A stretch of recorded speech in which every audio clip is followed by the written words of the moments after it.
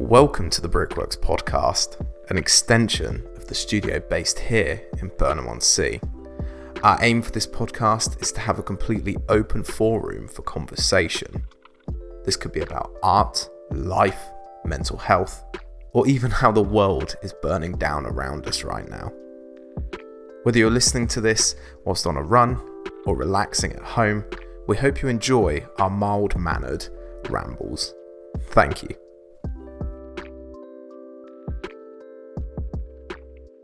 Yeah, I think it's like, that's kind of natural though, because I'm kind of the same as if I'm watching like somebody else's podcast, so like, I don't know, like fucking Joe Rogan's or whatever, it's like, unless I know the person that's in the podcast, I'm not super interested in it. Yeah. But then I am, because I just like listening to podcasts as well, so it's a bit of a weird one. But I mean, I don't really, like at work, my mate, he always listens to podcasts, and when I go into work, I just want to slam out music and just that's my way of motivation. Whereas his is like listening to Joe Rogan or Mike Tyson podcasts. I'm like, I could do it at home when I'm chilling out, but when I'm at work and it's like, you need energy to go, I'm just full volume. Yeah. I think it's weird though, isn't it? It's because like, I find podcasts, like a friend of mine told me to start doing like Audible, you know, like where they read the books, which I want to do, but I'm skint, so I can't afford the app right now, which I think every artist is feeling right now.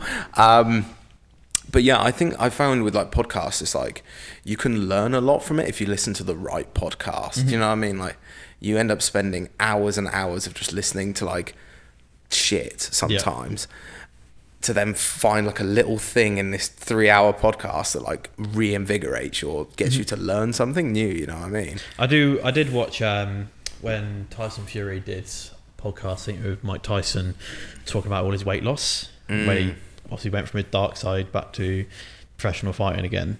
I think podcasts like that I watch, or if like someone that I recognise and know they've gone through hardship, whatever, I'll watch it because I'm like, oh, you know, this is something I want to do or like work on, and they've done it, so they've probably got something that will benefit me a lot by me listening to what they have said or what they've been through. So I think just talking about issues that you've had and where you've been in life, a lot of people can relate to that you don't realise.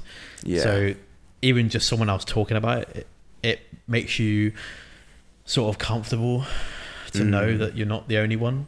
And then obviously they talk about what they went through and did to sort it out, and then you take bits and you're like, okay, maybe I can do this and change this up. And then it obviously gives you that bit of motivation, and it kind of lifts the weight off your shoulder to say like, oh, you know, I've found something that can help. Yeah. It's almost like that personal, connection with it, you know, changes the dynamic of the conversation. Like I've had that a few times, something very similar with like David Goggins and people like that. And it's just like remotivated me, like something that they've said or the conversation that they're talking about. And it's just like, you have that sort of like, you can feel your connection to it. It's really interesting. It's like, it's interesting because it's like, how do you embody that? That's the thing that then I start thinking about is like, is it possible to like put that in a jar and make it into something else? You know what I mean? I guess that transfers well to photos as well, because it's the same thing when you're capturing something, you're trying to, when someone looks at an image, or certain types of image anyway, they, you know, you want them to feel what is going on in that image. And it's the same with podcasts as well. Was that the first voice crack, Jack? Yeah, there's going to be loads more. I can't wait. But it's like, you know, it's a transfer of emotion, even though it might be so, you might not even notice it when you've taken a photo or you've recorded a podcast. But then when the right people look at it or listen to the podcast, you get that feeling. It kind of gives you a bit of a tingle. You're like, it's like something struck a nerve in you, and it's affected you in an emotional way, not like in a negative emotional way, but in a positive way where there's something you relate to that you've seen or heard, and it tricks that like that kind of like feeling in your brain to think that, oh, you know, I can something in you like, oh, I can relate to this, or like I've felt this before, or you've seen it before, and it gets you going. Yeah, I think especially in like some forms of photography, it's like, it's almost like you're trying to recapture.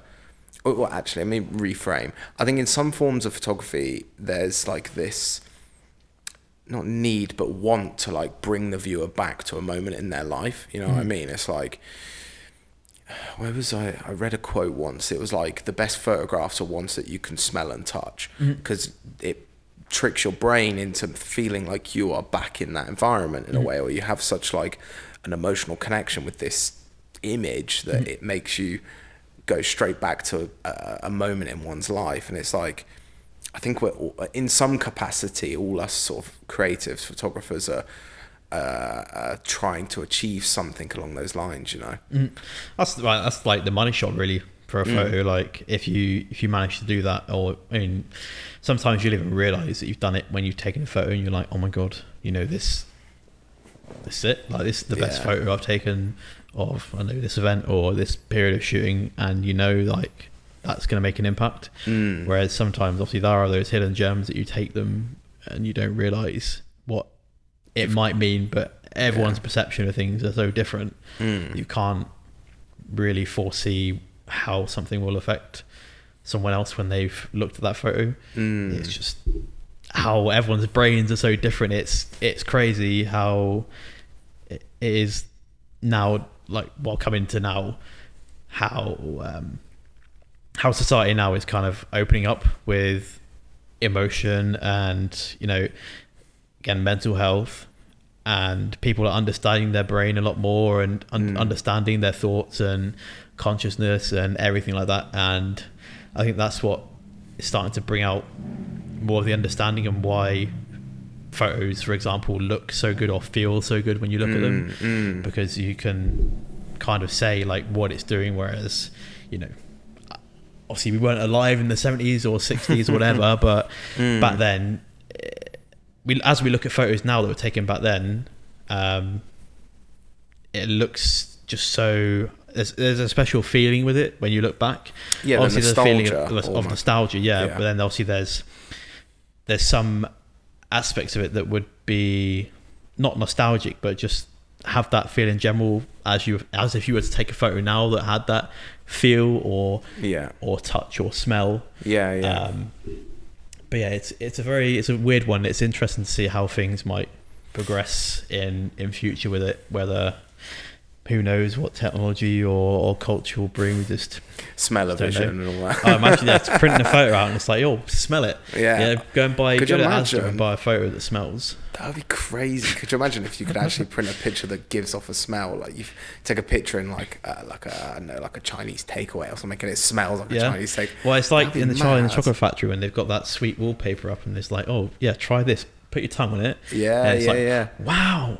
Yeah, no, 100%. Yeah. See, it's interesting you were talking about nostalgia. So, like, a bit of, like, a backstory. I'm a fucking weirdo and I love it. But, like, I love watching video essays on YouTube. So, you know, people will, like, who might be studying at uni, they'll upload a video essay over something. And it's one of my favourite pastimes when I can't be asked to read, which is fairly often. I'll watch like a video essay about, you know, how a film was produced or something, etc. And I came across one a few days ago because of the project that I'm working on now. And it was about escapism in nostalgic like tendencies. So it's like the idea of looking back through old footage, although it may not be from you or your timeline or your life, brings back an element of nostalgia that then invokes a feeling of escapism. Because like we naturally as humans refer to the past as being a good thing. Like there's a lot of good things that come from the past, and it's natural for that to happen in the human brain. And it's interesting you bring it up because I've been trying to sort of capture that through this project, which I'm working on, that's like escapism and like the nostalgic element of it. So I found that I'm naturally like making my images look more nostalgic, you know, by the way that I'm editing them or shooting on film and like the process that comes with that.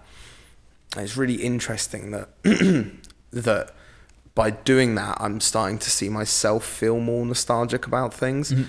And it's interesting because I'd like to see how other artists take on nostalgia, because it is so relevant right now. You know, we're in a time of our. What is with my throat? I'm related to you there, right there. Honestly, I got it as well. I'm just like, it's not COVID-19. Don't worry. We're not spreading it. We're not incubating COVID in this building. We're socially distancing, following all the rules. I have to say that every day to people. Anyways, I'd be interested to see how other artists approach like nostalgia, especially in photography, because there's such a feeling of nostalgia that photographs give us, you know. Mm-hmm.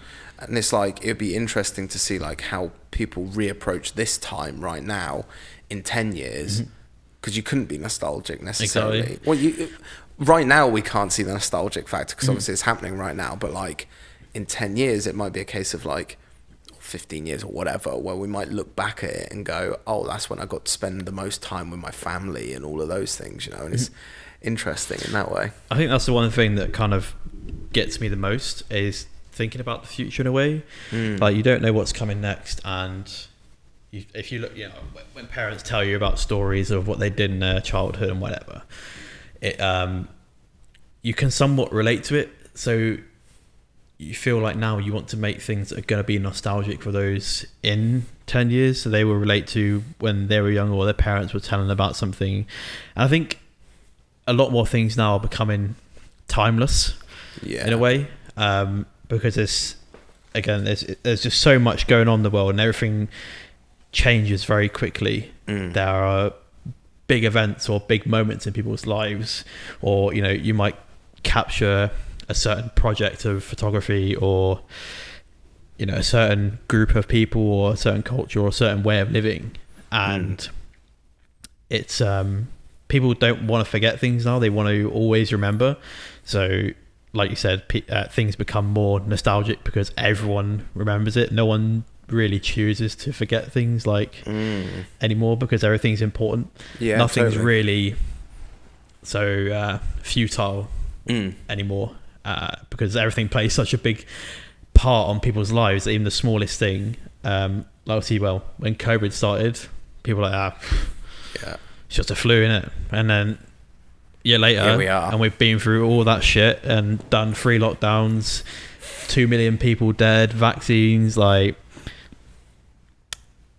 so many little things can become big things, or they might just stay small, but to some people they are very important. And photography is a media that can capture that and will hold that forever, especially when it comes to film. If you're capturing something in film, I think it's just for everyone now, film is more stylish than digital, because it is more sentimental, timeless, and nostalgic look back at it. Yeah, totally. I think there's definitely a stylistic element to why a lot of people have gone back to shooting, you know, 35mm film and all of these things. And it's like, I can see why. I think for me, because I've always shot it, it was the first camera I ever got. I've always had a connection with it from like a personal perspective in that way. But I can see why people want to go back to shooting film or film presets on Lightroom and stuff, which I'm not sure how I agree with. But I can get it. And it's also like, it's almost like our jobs as photographers, no matter the discipline of photography we work in, is like the capturing of a moment that stays timeless. Like, we're all, for that 1/30th or whatever the shutter speed of a second is a moment that we'll never go back to. Like, that's a moment freezed in time. And it's like, I've always found that such an interesting not theory, like, you know, an interesting part of photography, because you're literally stopping time. I'm sort of disagreeing with my own head, but I suppose in this day and age, you can delete time. You know what I mean? You can just go on your phone and tap the little trash can and get rid of it. Whereas shooting on film, you can delete it, but you have to physically cut this out of a timeline of what you've captured. It's really interesting, actually, when you start to dig into it that way, I think. Because that's kind of what gives me like the thrill as well. Where, like, if I'm shooting at an event and I capture a photo that's like, I'm the only one that got that. I'm like, well, no one is going to forget this, because this is when something happened and someone did this, and I'm the only person to have caught that. And that is going to be looked back on because obviously, well, it would happen to be a player that did some kind of reaction that was incredible, and that will go down in his kind of legacy looking back. That photo is probably framed in, I don't know how many photo frames wherever, and that'll be looked back on. They'll be like, that was when that happened, and we won that, and whatever. And that's the buzz I kind of get from photos as well, when you can capture something that is unique, that someone else hasn't really captured or seen, and you can show that to other people. And then obviously with a photo there is a story behind every photo, so then that adds to the nostalgic kind of factor of images. Do you find, like, because obviously, you know, yourself works a lot in primarily esports side of things, which is a whole genre of photography that I knew nothing about until I met you a few years ago. But because it's such a fast-paced environment, you know, whether it's Call of Duty, you know, that was my game of choice when I used to play a lot of video games, or like League of Legends, or etc., etc. Do you find that the fast-paced, like, environment almost makes you want to shoot too fast? Like, makes you just want to, like, snap frames constantly? It does when you start, but then once you have been in it for a while and you find your groove and you know what your client expects from you, what nowadays, like, if you're up there with, like, if you're a known photographer, normally the client is like, well, you just do your thing. Like, we're not going to tell you to go around and take 3,000 images. I mean, normally there is like a certain, like, image kind of expectation of how many images they want from a day, but it really depends, because in my mind, when I'm shooting, so you're taking photos of players playing a game. I mean, to be fair, it's kind of like being at a football game in a way. It's there's so many similarities between regular sports and esports, where, you know, you're just taking a photo of some guy running around a pitch with a ball, and you're going to get so many photos of the same kind of movement he's doing, and that's fine for people that have that gear and that space to do that. Like, I could bring 2 cameras with 258 gig SD cards that are UHS 2s, so they're like super fast write speeds, and I could just be going all day just spamming photos and putting them on hard drive and then looking at them later. But what's the point? Because when you overshoot, I think it takes away the magic of when you do get something good.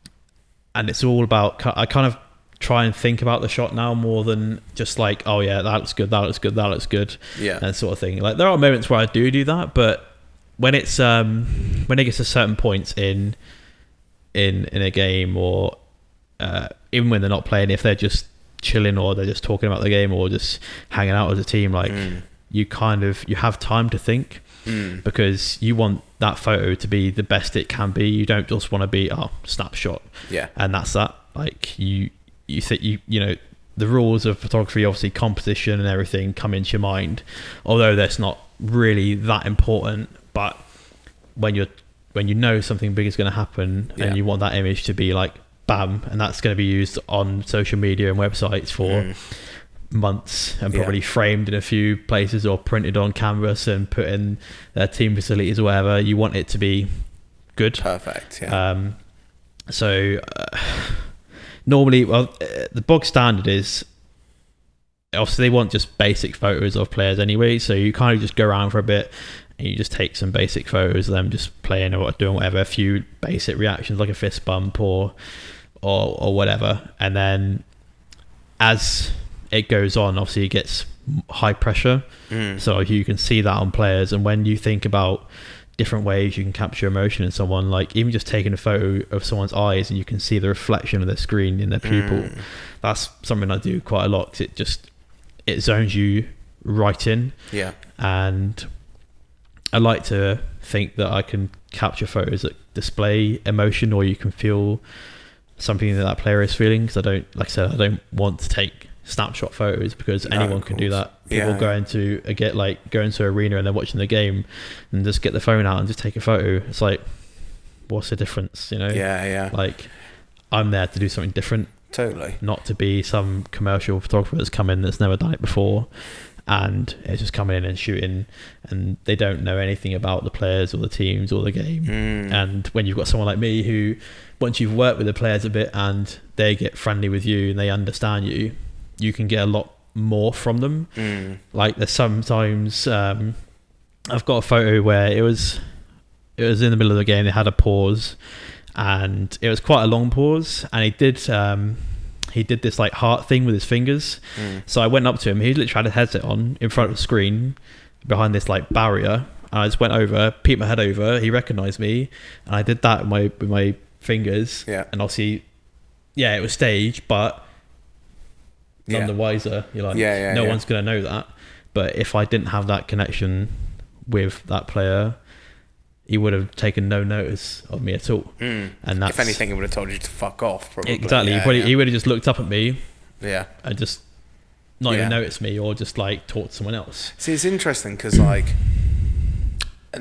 we've spoke about this sort of stuff in the past, obviously off podcasts and stuff, but it's really interesting because my approach to photography is so drastically different. And hearing yourself being so like interested in like the emotional connection between the camera, the player, the game, it's like there's a lot of correlations in sort of what you're creating as like a documentary piece in a way, but in a much faster paced environment. It's like, because naturally I suppose like as you said, like naturally the way to go in that environment is to just shoot and just create as many images as possible and then filter them down. I've done that before. I'm not an event photographer by any means. If somebody wants to commission me that. But it's really interesting to hear that you're at a stage now in photographing these events where you're able to sort of slow down, slow your mind down and understand what's going on and be comfortable in that environment. Yeah. I mean, there are some clients that do want a lot, but because of the people I've worked with so far, they kind of just like let me do my own thing. So I just go in, and it's easier to not have those expectations on your head because you're not like pressured to achieve. So when you're pressured, I mean, I can work fine under pressure, but I'd rather have a bit more time to think, so then I can get better shots. Yeah, totally. Whereas when I'm pressured to meet a client list of stuff I need, and I'm not going to have time to kind of think too much about what I'm going to do, or wait for an opportunity to get that photo, then it becomes a bit more tough. It just depends who you work for. Obviously, there are companies that are more corporate than others, so they have these lists that you need to do, and they pay you for that, and that's what they expect, and you don't have time to do, you know, the more creative kind of style of shooting, which, I mean, I'm totally fine with, because at the end of the day, it's a career, and you don't, you know, you can't really pick and choose all the time. No, of course. And anything that's going to allow me to shoot an event is a plus for me, because that's all I want to do. Like, I just want to go out and shoot. Even, you know, working for corporate companies is great in a way, because although you might have these standards you have to stick to and the pressure of getting all this done, you're working with a corporate company that's got investors that have put in millions into the company, and they've got links everywhere, and it's like there's a massive positive to everything, and it's progressing your career more. So sometimes, you know, you can't really be too,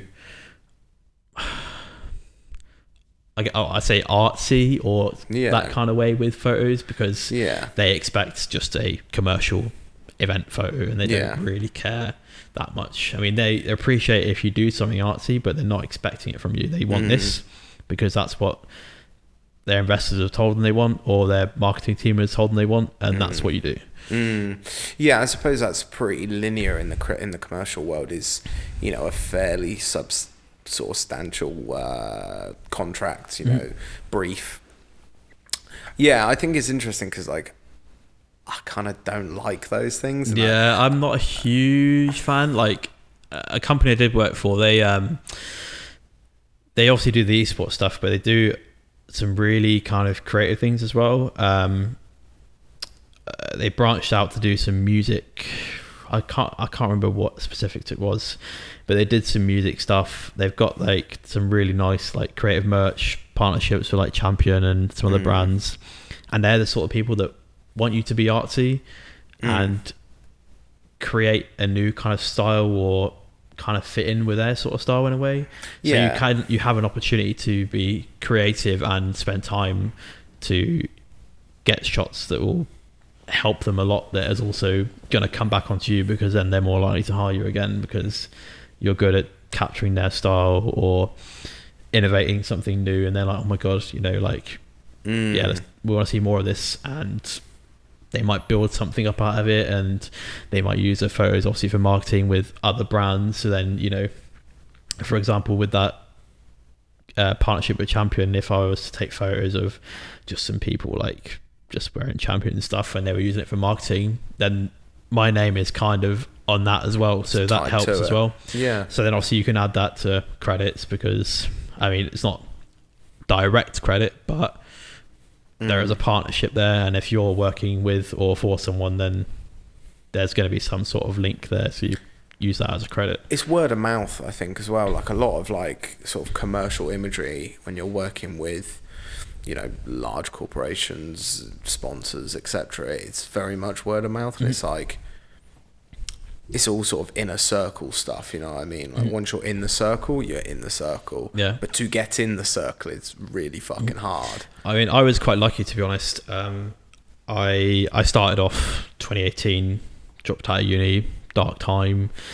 I was just playing games at home, and got involved with a shooter where a load of old people used to play like Call of Duty 4 like on PC back in like 2008, all like pro players then, which they weren't really paid much, but coming to our time now, everyone knows, well, most people now know who they are, and they also have links with people that are in esports, because those sort of age people now have made their own companies. So I got close with a few tournament organizers because they were friends back in the day, and now they're CEOs or whatever of these companies, and they're all friends. And I was at a LAN event with them and made friends with them, and I was there taking photos. So I made connections there, and then the people who were commentating the game were just starting off as well, and we kind of progressed at a similar speed. So as they were like, there was literally, so I went to Budapest, and I did a couple of things in the UK after that, and then I went to Malta for my first paid gig, and the commentators who were at Budapest with me were at Malta at that same event, because we all kind of went as a package, because we were all friends, we all knew each other, so we kind of recommended each other to these people, and so we went there, and now we keep going on, and like some events that I photographed, they're commentating, and we just go and have a beer afterwards, and it's like, look back 3 years ago, we were in an underground bar in Budapest in some 32-degree sweaty cave with leaking like vent pipes everywhere, and now we're here on a massive stage for a tournament that's got a prize pool of $2 million or whatever, and it's like, fucking hell, like it's gone quick. And that's why I consider myself really lucky that I got into that circle pretty quick, because a lot of people, it's very difficult, and I think it really does depend on your personality as well as your work quality. Because if you're not a people person, if you don't go out there and talk to people or try and socialize, it's going to be hard, because that's what people like. They want to be friends with people, because then when you're friends, you're going to get jobs. If you can't be friends with people, then not going to get that sort of work isn't probably for you. Like it's you know, it's a catch-22 really, because you might not be might not be an extroverted person that wants to go and talk to everyone, but your work is fucking amazing. Some people still will not hire you because they're not friends with you or they don't know you. Definitely. Especially for smaller events. It's different for, I think, huge, like massive, large-scale events. Like they'll just hire who's best. They'll just talk to some agency and be like, yeah, get us a few photographers. And if you're on that list, you get hired. Whereas if you want those more special experiences, like even with rock bands. You want to go on a tour of a rock band, well, you got to be friends with them. Yeah. You can't, they're not just going to hire some random person. They want to know that person's cool. Yeah. And because they're going to be on a tour bus with them for 6 months, it's like, it's the same with esports really, because when you're working, it's backstage, it's all very close environment. Everyone knows each other. Everyone's friendly with each other. Like after the games are done, we'll just go on the stage and play games on this massive stage, and it's like, fucking hell, like we'd never do this. We're not a player. We're not paid a salary, but we're just doing it because we're friends and we all get on. It's like we're just celebrating being there together. And when you don't have the ability to be social like that, it's very hard to stay in that circle or enjoy it, I think.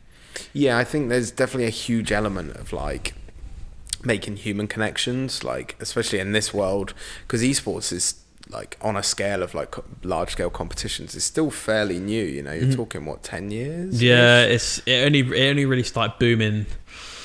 2013. Yeah, I'd probably say like 2013, 2012, like yeah, and it's only really become mainstream now in the last 3 or 4 years. Like when ESPN has started doing it, BBC have started televising UK stuff, Sky Sports all writing articles, and they've got like a small esports division just to write on that sort of stuff and just cover it. And then obviously you got the betting, you know, you got Betway, Bet365. People that sponsor football teams are involved in esports. Like when I was in London shooting an event last year, just before COVID started, Betway were there. They had 3 players there. I can't remember for the life of me what their names were. Would help. But 3 players from West Ham were there with Betway. And considering when I was younger, I used to watch West Ham play. Obviously, they weren't playing back then, but to be face to face, taking photos of footballers in an esports event while they're playing games just for fun, just for content, it's like, what? Like 10 years ago, we were just being, you know, like it's that South Park episode, them playing like World of Warcraft in their bedrooms. It's like, that was a stereotype, whereas now everything is coming out with how it's all run. Like players that are on these teams, like tier 1 teams, their salary, you know, I'd say probably about 500k a year on a tier 1 salary. But in that salary, obviously you've got full-time practice schedule, content schedule, you've got your marketing, like PR, so you might have to do streams or post on Twitter X amount of times or whatever, and then you've got sponsor stuff that is just mandatory, and then you've got a fitness regime because you've got a personal trainer for all the players, you've got a dietitian, you've got a physio, you've got literally everything. Like it's the same facilities are in esports as they are for the regular sports, and that's how it is now, and that's why it's becoming more mainstream, because people realize that they aren't just some fat kid that's playing in their bedroom. They're trying to be the best they can be, and they're taking care of themselves and want to be fit and on point, and you know, it's not like it used to be. It's very different now. No, and I think like, you know, I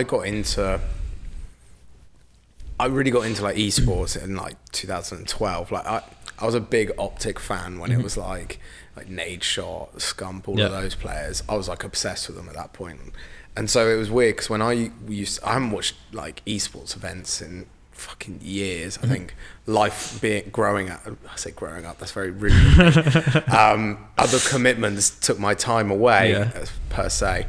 And it was weird because I watched an event, I think it was like Worlds last year or something, and I was watching it, I was like, oh shit, this is way bigger than I remember it, because like I hadn't watched it in 5 years, and seeing like the exponential growth of this environment, it was like it's incredible to see. And it's like, like seeing that it's only getting bigger, and it must be really interesting for yourself, like being in some of these circles now, like and going to these events, because I'm guessing like me, you were a fan of playing video games from a young age in a way. That was one of the things, like when you start shooting these events when you were younger, like, well, before you started shooting events, when you're younger, you're playing games and you're watching these players play, and you're like, oh my god, I want to be as good as him, and I'm going to play the game so much so I can play against him on stage. And then you realise, well, I'm either really shit at the game, or I'm just not special, and maybe you're both. So you get to this point, and then you're there taking photos of players, and I mean, like, or even having conversations with them, and it's like, what? This is mad. Like, admittedly, like, some of the players can be a bit like, don't like new people. Yeah. But majority of them, if you're a photographer and you're not being like a dick, fanboyish or a dick, they're like, they don't care. Like, they'll be friends with you, or they'll chat to you because they know you're there for a reason, or you just want to be friendly. Like, they're not just gonna push you away because you're like, you're not important, go away. You know, like, they will talk to you. And I think I'm only just touching the surface, really. I haven't really done any massive, like, big scale events yet. And last year was going to be that year, but obviously then COVID happened. But I'm hoping maybe this year, towards the end of the year, I might get a chance to get back on the road again and go traveling. Because there's a few events I do want to shoot. There's one called the International, which is for a game called Dota 2, which has the biggest prize pool, which last year was 35 million. Jesus. And first place took home, I want to say, like 20 million. So each player probably got about 3 million from winning that tournament. Jesus Christ. So there is one team that has won it twice. So one guy, I think his like total earnings is like $7 million, and that's not including anything from his organization, sponsors, or anything. And he's got some 18-bedroom mansion in Spain somewhere, and it's like, fucking hell, like, they are like sports celebrities, and people, mainstream people, are knowing who they are because you've got BBC, ESPN want to know about them because they're filthy rich from a video game that people used to think, they're just some fat kids playing in their basement and they don't go outside all day. And it's like, it's just crazy. And being part of it, of something that's evolving every year, is crazy. Because to think of it, I kind of got in fairly close towards the start. And as I go older, obviously, I maybe won't just be esports. I want to expand into music as well. But to go along with the industry as it's growing, there will be a story to tell of how things have changed. And again, talking about nostalgia stuff, there are so many images that I'll be able to get that I can look back on, and I can remember the place I was when I took that photo and what was going on. And hopefully, because everything's streamed or recorded, there'll be video for that as well. And that will never go either. Yeah, man, it's weird because, like, you're in such a niche market right now. Like, I was thinking about this before we sat down to this podcast. Like, I was thinking about this yesterday. I was like, fuck, like, esports photographer, like, that is so, I don't even know any other photographers that work anywhere near that realm of esports photography, and it's such like a niche. It is very different marketplace to be in, but it also seems like one that hasn't really been explored, like even creatively. Like I'm completely, from my perspective, looking at it, obviously it probably has been, but it's like with my curator hat on, I'm looking at it and thinking, there's a cool project in there somewhere. Like before we sat down to do this podcast, I was saying to you outside, I was like, I would like shoot a documentary series out of this. I always bang on about documentary. I mean, it's good because that's what people love as well. That kind of content people love watching, because there's a lot of people that are coming into it and they don't know about the past or the story of someone, and to have something documenting photos to go alongside maybe a written piece or even just a zine, just with a few words, just to like kind of describe where they've come from, or humble beginnings or a rough childhood or whatever. Obviously you can't capture some of that, but you can display that emotion in certain scenarios. Like because when players are playing, when they go backstage, that's when emotions come out. Like people crying with tears, with joy or sadness, because something meant so much to them. And obviously you can tell a story with that, like a progression of a team or a player going through and what their life is like, because a lot of people still don't really know what they do. Like people are just like, oh, they just play a game 12 hours a day. I mean, sometimes, but a lot of the time they might be playing, but like I said, they've got physio to do. They've got to go to the gym. They've got to eat properly. They've got to do sponsorships. They've got to do mental prep, like just clearing your mind and just being on a level field all the time, because they don't want something in someone's life or mental health to impact their performance. Like they're there to do everything they can to make sure that they are elite, really. Yeah.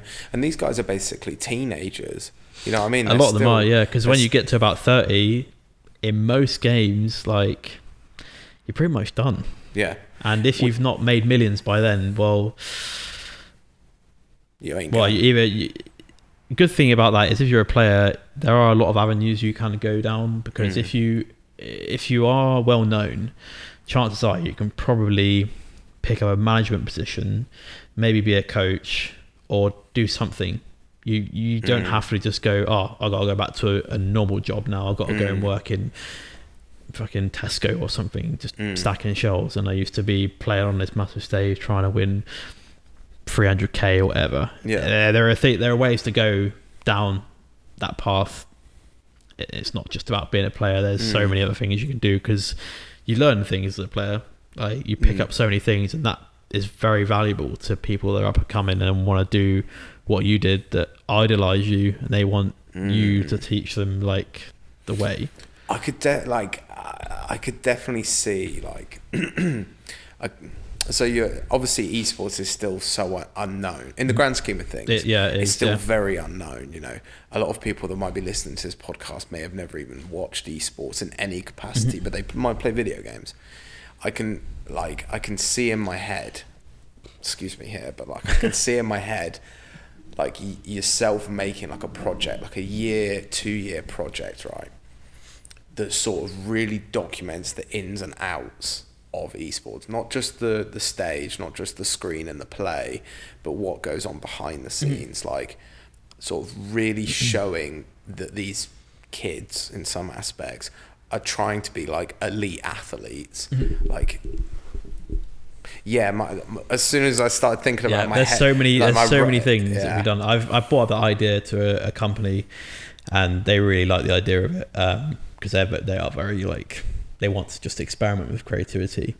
So they said like, well, this was when COVID was just coming up, so they're like, well, we'll see what happens with this, and then if we get a chance to hire you again, we'll talk about it more, and we can maybe work with something, because that's what some companies want. They just want to do something different, because then that pushes them ahead of everyone else, and it raises the standard, and it keeps it going, and that's how it evolves.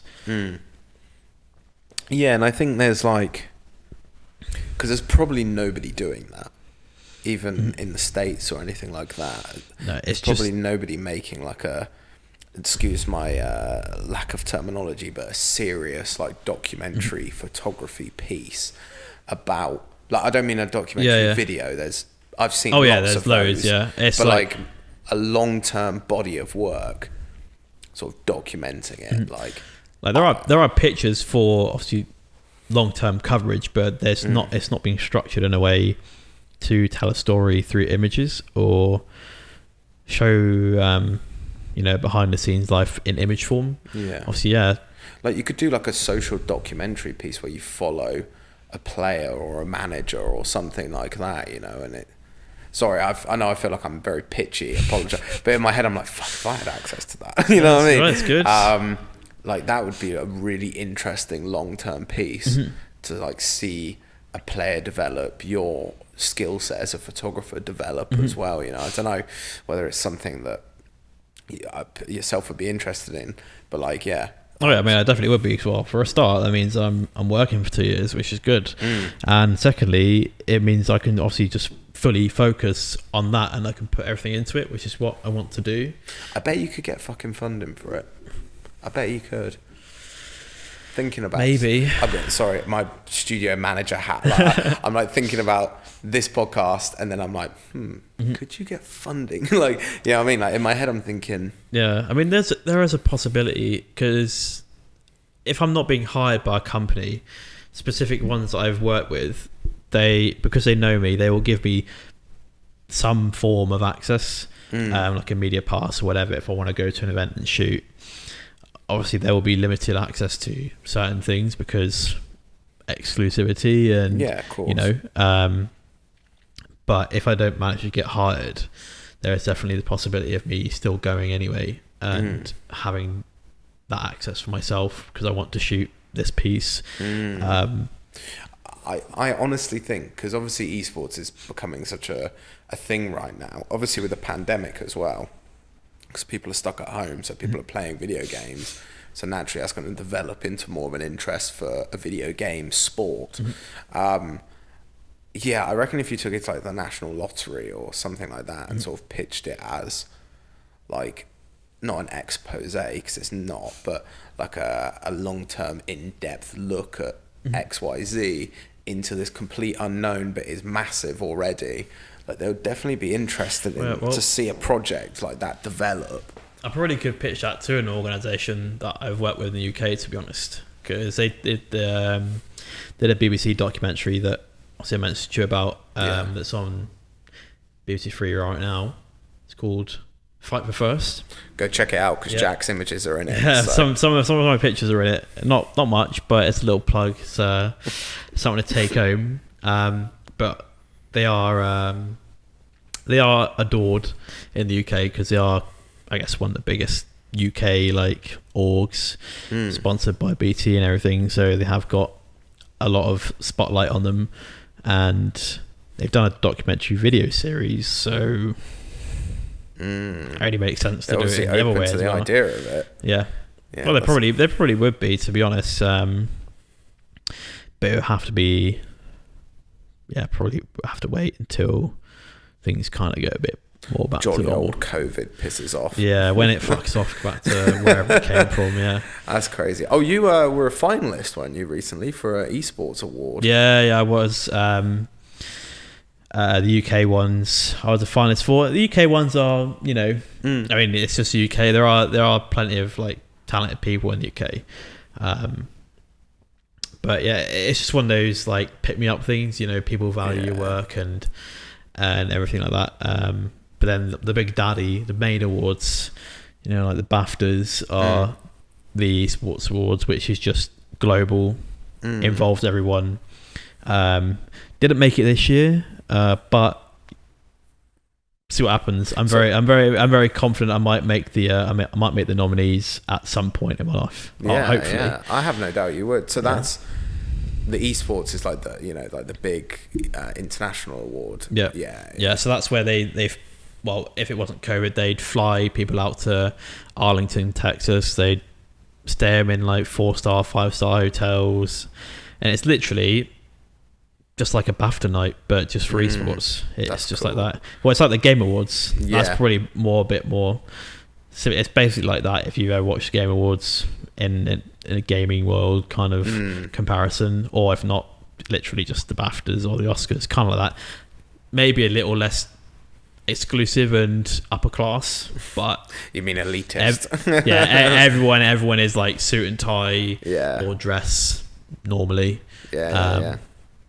But yeah, we just have to see where the future goes with that. But I'm not putting all my eggs into one basket. I do want to spread them around a little bit because obviously I have other interests. I'm not so much a gamer as such anymore. I do have different things that I like doing and want to pursue.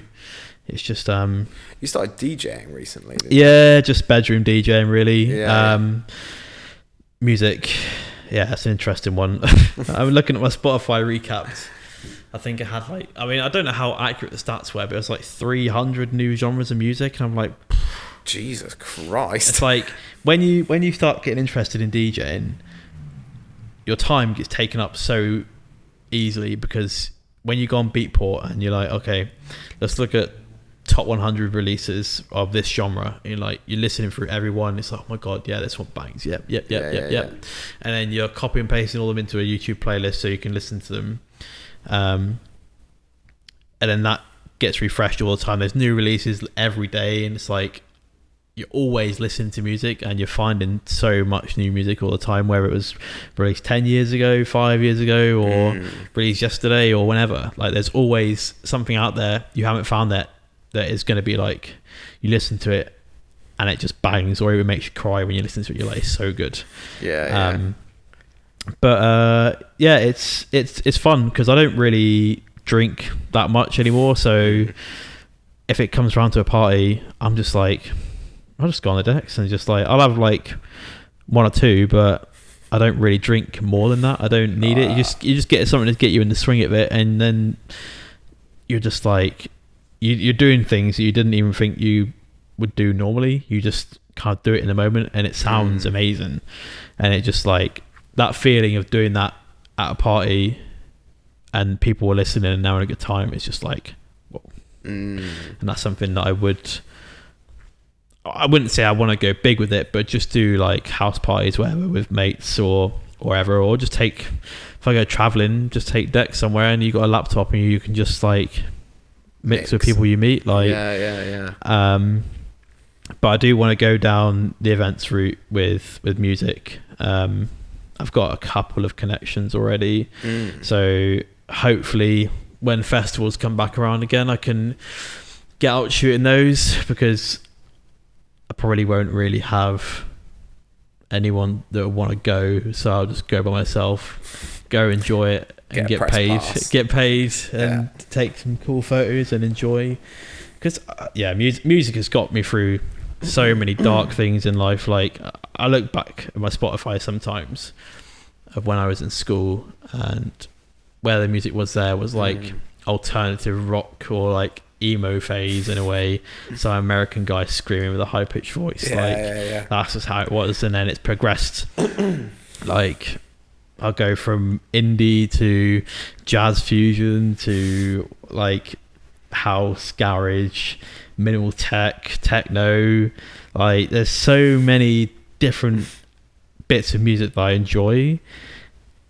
It just makes sense for me to do something in that, because that's what I'm doing all the time. If I'm not at work or somewhere I need to be where I can't have headphones in, I'm listening to music, because it just keeps my mind going and it fuels my creativity as well. Just like, if I listen to a song, sometimes, like, it's gonna sound so like cringy, but what I'll do is, like, when it gets dark and it's a clear sky, I'll put like songs on and I'll just stand there and I'll just breathe, and I'll look up and the moon is shining in my face, and I get this feel in my body. I'm like, it's weirdly cleansing. I don't know why. It's such a weird feeling, and only music does that to me. And that's why I do want to make the most of it a bit more and explore it.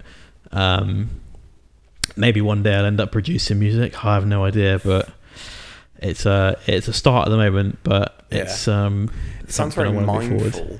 Yeah, like, I think like the idea of that, like sitting in front of, like, because not to go deep down the rabbit hole, but the sky and the universe is it's limitless. There is no mathematics. So it's like, I always found looking up the sky makes you feel more grounded, because it makes you realize just how fucking small and how small your problems really are. You know what I mean? Like, because the sky, like, the universe is just fucking so big. It's like me having a falling out with somebody. It's so pointless. Like, in the moment it feels like it's the world, but it's not, you know what I mean? And music definitely, for me, has helped massively through some of like the deepest parts. I listen to a lot I'm not quite as adventurous as yourself with music selection.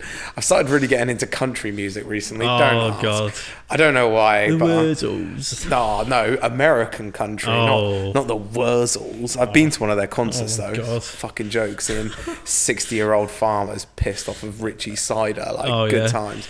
But yeah, so like I primarily like listen to like hip hop and like all types of hip hop, but I feel like I have such an emotional connection with some of that music, like in the context of like it connects me somehow when I listen to it. I can feel the lyrics and the beat like in my body, and it's like sometimes just sitting there like with my legs crossed on the floor, my eyes closed, listening to music is like the most tranquil I'll feel ever. You know what I mean? It's really interesting how we have that such a connection with it. And it just like, even in the morning when I wake up, if I go in the shower, I'll come out, and as I'm getting ready for work, got headphones in, just listening to music to try and, well, it energizes me and it gives me energy. Like, even though I've only had like 4 hours sleep and I've got up and done that 5 days a week and done 7-8 hour shifts, it just keeps me going. It gives me energy from somewhere. I don't know. It's just, I mean, there probably is a technical bit to it, but I don't know. It just does it. And I don't know, like, I'll be at work and I'll just be vibing out, just like, and everyone's looking at me probably like, what the fuck is he doing? Like, I'm just like, I was taking no notice. You can just be in your own little fucking bubble though, eh? Like when you're listening to music, you got your headphones in, it's just like nothing else is going on around you. You're just in your own little bubble. And I think, it does like to like focus and to sort of like, focus and be driven and motivated. Like music does help a lot. I used to listen to music a lot when I first got into like running. I'd listen to music every time I ran. I don't anymore because there's a whole like backstory to that, but I was inspired by David Goggins, as I've mentioned in this podcast already, and he's says about like the idea of listening to music whilst exercising is cheating, because you're not facing the demons that you're trying to face whilst you're exercising. So like for me, when I'm running, I'm like, on my run this morning actually, sorry, I don't know how I've transitioned from music to running, apologies, but we're here now. When I was on my run this morning, I was like, because I'm training to do like I wasn't actually going to say anything yet. I'm training to do a half marathon on my birthday, which is May the 5th. May the 5th, if anyone wants to buy me. Yeah, May the 5th be with you. Yeah. I was running along this morning. It was like a proper hard run, and I was like talking to myself, like not just in my head, like fucking saying it. And I'm like running up this hill, like really pushing myself. This dog walker walks round the corner that's blind. And I'm like, come on, you can fucking do it. Come on, like screaming at myself at fucking 5:25 in the morning, running up this hill. People that see me must be like, this fucking crazy guy. And this dog walker like looks at me and goes, you okay? And I'm like sprinting. I'm like, I'm fine. I got this. I'm like, and it's weird, man. Mate, what is he fueled up on? Oh, mate, it's jokes. But yeah, music used to help a lot for me, like exercising especially, like just to like motivate you through something. So it's really interesting to hear that for you it sort of has all of these different emotional ties. Yeah, I think it just kind of reflects the kind of person I am. Like, I'm a very deep, like, emotional person, and my mum's very soulful as well and spiritual, and that's different kettle of worms, that one. But like, I'm a very open-hearted, like, emotional person, and I don't really hide away from that. No, and I don't think anyone should ever feel like they need to. Oh no, like and that, I guess music kind of brings it out, those thoughts I have in my head. Like in summer when we'd go down the beach and we just sit on the dunes, make a fire, and we just literally, the sun would set, moon would come up, stars are out, and it's just like, and you're just listening to music. It's just emphasizing the feel you have being there already, and it's just like, I know you can just close your eyes and just, it's so like so wet and cringy, but it's just how it is. I don't know, I can't explain it. I honestly get what you mean. Like, I wouldn't say it's wet and cringy. I'd say it's just you're in touch with what like makes you feel emotional. You know what I mean? Like, and it's like, obviously music has a trigger for you in some way. Like certain types of music, anyway, by the sounds of things, have like certain emotional triggers, and it can like change your emotion in that moment. Like, I think nearly everybody feels that way in some context towards music or something musically based, you know. Like, I know that friends of mine, you know, they listen to like hardcore punk music and all of that stuff, which is not my personal cup of tea, but I know that gets them like rolled up to get into work and get going, sort of thing, you know what I mean? It's like everybody has different musical genres that they're into that do different things to them, and that emotional connection obviously runs deep through all of us in some capacity, you know. Yeah, because one thing I really enjoy doing is showing music I discover to other people, and they're like, oh my god, like, this is so good. And then that adds to the feeling of kind of emotional connection that I have with a song. I mean, everyone has their like go-to song and they'll play on repeat or whatever. But the issue is I have a lot of those, so I just don't know what to listen to sometimes.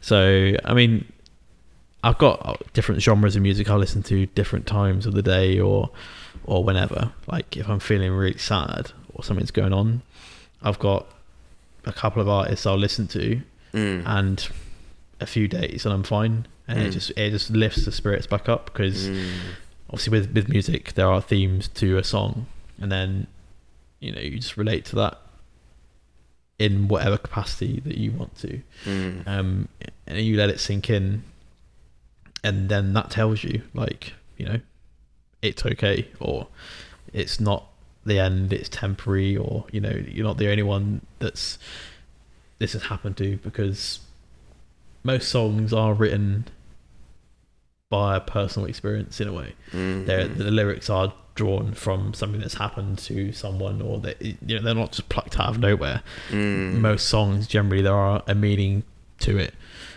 depending on what genre it is. But I do find myself enjoying, like, I don't know, kind of jazzy sort of.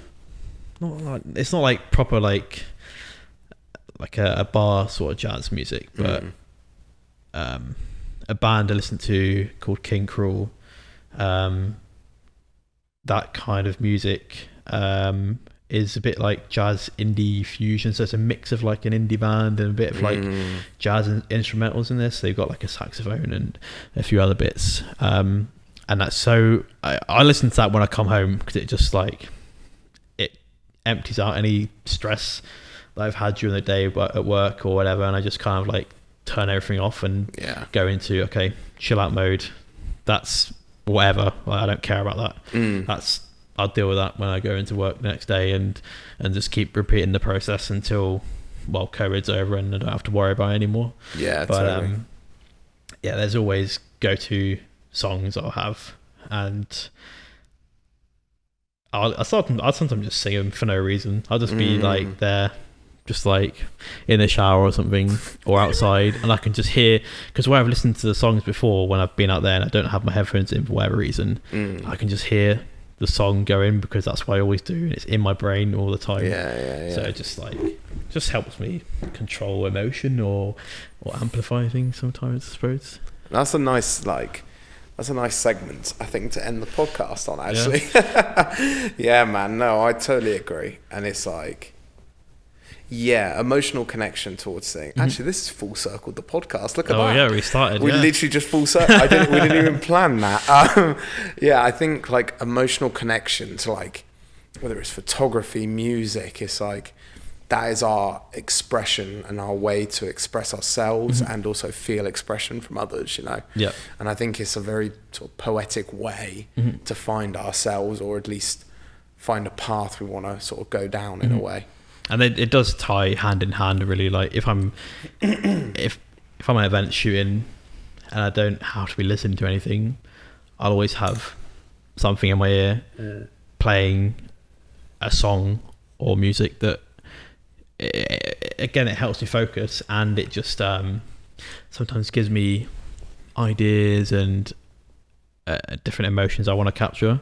Totally. It's weird, like sometimes it's spur of the moment, and sometimes I'm listening to a song and it will spark something in my head. I'm like, oh yeah, let's do this, and I'll look for it, and they just mesh so well together, and it's good that I've started to delve into both sides of it and develop skills in both, and again have a passion for both as well. Yeah. And having understanding of both. Excuse me. Understanding of both is so important. Yeah, I think that's a very nice way to end, actually, now I'm thinking about it. Sounds good. So where can everybody find you, Jak? Where's all of your work? Obviously, I know you're very much not really putting music out at the moment. No, I'm not really. To, like, photography. Maybe eventually when I've don't piss off the neighbours with music, because they don't tend to like listening to a bit of. Well, the problem is when I play music, the only thing they can hear is like the bass. Yeah. So I don't really play it that much. No, of course. Instagram, Jak Howard, but Jak is spelt without a C because I'm special, of course. I'm really not, but maybe my dad was drunk when he named me. Jak Howard again. It's Jak Howard and everything because no one's got that name. So I'll tell you what, I'll link it all down below. Yeah, just do that. That's 100%. Easier. I mean, Instagram. Sometimes post on my story. Sometimes post the occasional thing if I want to be kind of nostalgic or throwback. Twitter as well, Jak Howard photo.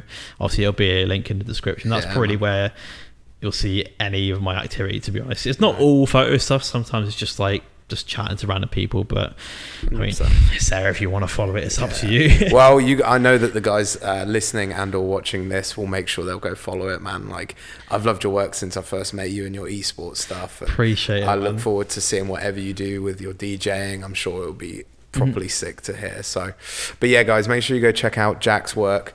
And to everybody who is listening or watching, stay safe in this crazy world that we live in. It seems to be burning down on a daily basis. Yeah. Listen to music, stay emotionally connected with those that we love, and stay safe. And wash your fucking hands. Wash your fucking hands. Peace, guys.